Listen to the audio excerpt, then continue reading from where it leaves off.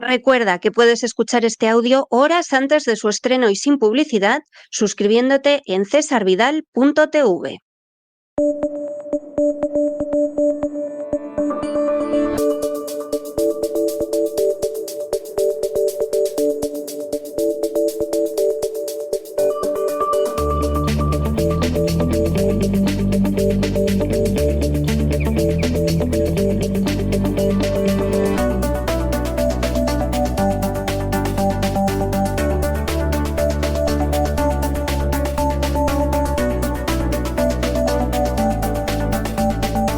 Despegamos con Lorenzo Ramírez. Corremos raudos y veloces hacia nuestro avión, atravesamos el umbral, nos tiramos en plancha sobre los asientos, nos abrochamos los cinturones, despegamos y nos vamos elevando por los aires hasta alcanzar nuestra altura y nuestra velocidad de crucero. A mi lado... Por Dios, don Lorenzo, ¿qué hace usted con Chilaba? Si parece usted el rey de los almorávides. Esto es por lo del CID, de la SIFO España, o ya me dirá usted que ya se va preparando para el encuentro del lunes, porque, no sé, me ha dejado usted verdaderamente pasmado, ¿eh? Está usted, se quita las gafas y vamos, pasa totalmente por Al-Malik Yusuf, vamos, con absoluta seguridad de que va a ir el despegamos de este fin, el gran reseteo de este fin de semana, porque me ha dejado usted pasmado, de verdad. Buenas noches, mato dos pájaros de un tiro ya, casi no me cambio, ¿verdad? Voy preparado. Es verdad que justo además el lunes vamos a entrar, ¿no? A exponer cómo el CID pues se enfrentó a esos almorávides, que están en la región de la que vamos a hablar mañana. Evidentemente ya pues la mayor parte de la gente sabrá a lo que me estoy refiriendo, sobre todo después del despegamos de ayer. Vamos a hablar de lo que está pasando en Marruecos, lo prometido es deuda. Aquí siempre intentamos responder a las peticiones de los oyentes y además en este caso porque tiene un interés internacional y también desde un punto de vista evidentemente nacional, el interés de España, que se va a ver afectado notablemente por todo lo que está pasando con esas revueltas, con esos levantamientos que nos venden como populares en Marruecos, con ese levantamiento de la generación Z, como la llaman ahora. Pasamos de los millennials a la generación Z, nosotros nos quedamos donde estábamos. Nosotros seríamos boomers, ¿no? Podríamos calificarnos de boomers. Eso me dicen mis hijos de vez en cuando. Ya empieza a pasarme lo que le pasaba a mi padre, que les escucho hablar a mis hijos y no sé de lo que están hablando, y no es que estén hablando en inglés, precisamente, don César. Pero bueno, supongo que esto es algo por lo que tenemos que pasar todos los padres. Vamos a hablar de ese origen de la crisis. Vamos a explicar cómo se produjeron las protestas iniciales en ese movimiento que arrancó el pasado 27 de septiembre. Vamos a desvelar también quiénes son las dos organizaciones que están detrás del inicio de estas protestas, la organización Gen Z 202 y las jóvenes voces de la adolescencia marroquí, Morocco Youth Voices, que están detrás de todo esto y que son organizaciones pantalla.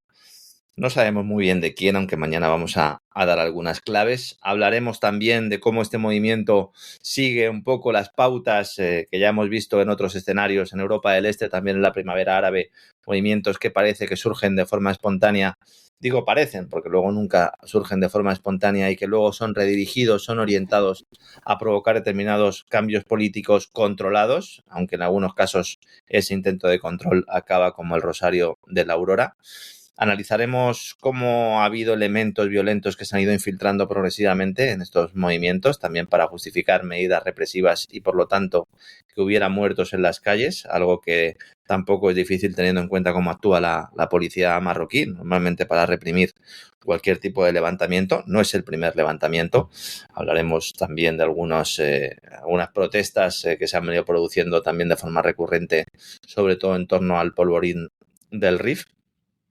Y esa falsa búsqueda de la democracia que llevan siempre este tipo de manifestaciones, de concentraciones, que aunque en un principio puedan ser genuinas, insisto, o puedan ser utilizadas a la población para realizar este tipo de protestas, luego siempre son dirigidas. Vamos a analizar hasta qué punto podemos estar ante el ocaso del reinado de Mohamed VI.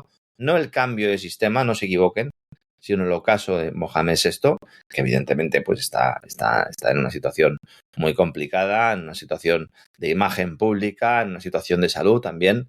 En los últimos días ha habido publicaciones, sobre todo en Francia y en Argelia, que incluso indican que Mohamed VI podría estar muy enfermo.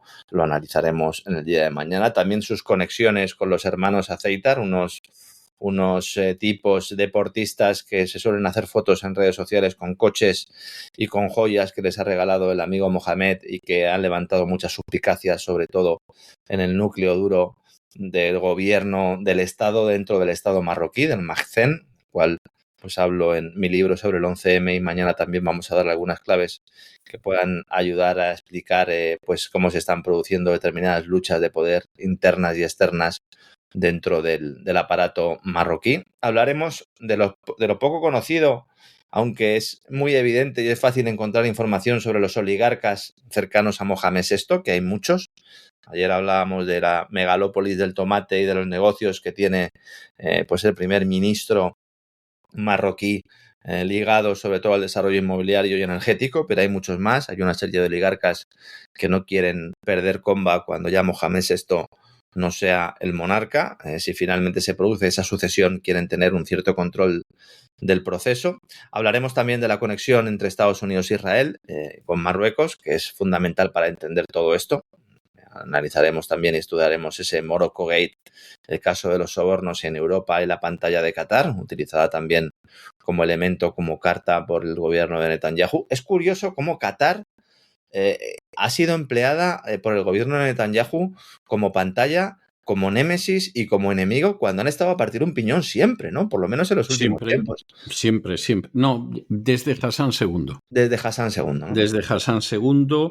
Además, era algo... Hombre, vamos a ver, había aspectos que pesaban en ello, pero desde Hassan II la relación fue muy buena. Entre Israel y Marruecos se refiere usted, Entre ¿no? Israel y Marruecos. Sí, yo me refería a Qatar e Israel, pero sí, evidentemente, entre Marruecos e Israel es una relación que muchos consideran nueva, pero como dice usted, ya desde los tiempos de Hassan, ¿no? Y con Juan Carlos de rey de España, ¿no? Sí. Muy buena. Había gente que decía que porque, bueno, siempre hubo una comunidad judía muy importante en Marruecos. De hecho, el origen de la comunidad judía en España son judíos marroquíes. Es decir, hay muy poquitos que no sean de origen marroquí. Han venido luego a España judíos pues que eran de otras partes del mundo, pero fundamentalmente la comunidad judía en España han sido sefardíes de origen marroquí y han seguido manteniendo muy buenas relaciones con Marruecos. Esa es una razón, pero la otra razón es que Hassan II estaba lo suficientemente lejos de Oriente Medio para llevar la política que se le apeteciera. Claro. Y evidentemente él sabía que Israel era un camino para fortalecer lazos con Estados Unidos. Vamos a estudiar a fondo toda esa relación, las visitas también de esta semana que se han producido importantes, la ministra de Transporte israelí, que además tiene familia en Casablanca, diciendo que ella en esencia es marroquí.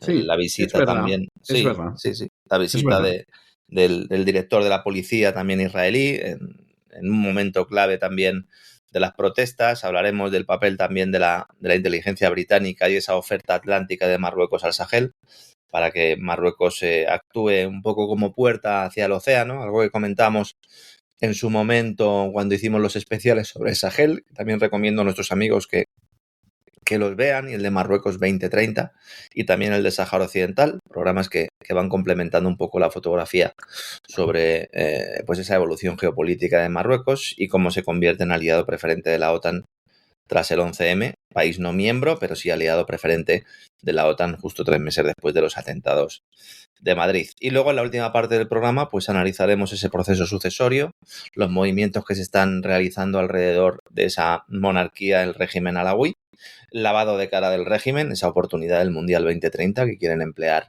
para presentar una nueva monarquía renovada, y eso con Mohamed VI es difícil de hacer, necesitan una nueva figura.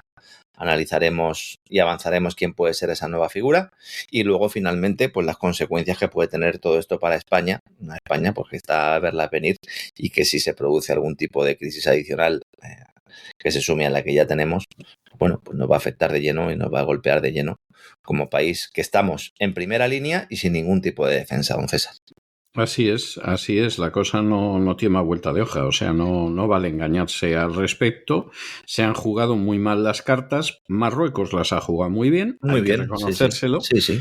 Yo he tenido ocasión de escuchar a gente que le había tocado confrontar a los marroquíes en mesas de negociación, decirme, y lo decía con vergüenza y lo decía con pesar, que los españoles no se preparaban los asuntos, llegaban además sobraos, pensando que como son moros, pues aquí nos imponemos, y los marroquíes se habían estudiado los temas, pero vamos, hasta de canto, con lo cual en las negociaciones les daban sopas con ondas al deplorable cuerpo diplomático español, que tiene algunas honrosas excepciones, pero que en general es zarrapastroso y digno de un país del África Austral.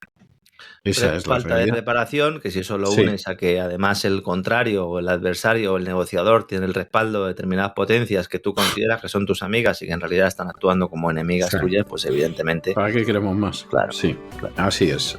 Bueno, pues programa, me imagino, me malicio, me barrunto, interesantísimo, que Lo la gente intentaremos. no debe perderse. No me cabe la menor duda de que va a salir de esos programas que son auténticamente de antología, dentro de lo antológico que de por sí es el Gran Reseteo. Un abrazo muy fuerte, no sé si decirle Salam Aleikum o Ilalika tendría que decirle, Ilalika, y hasta el fin de semana, don Lorenzo. Hasta mañana, don César, un abrazo.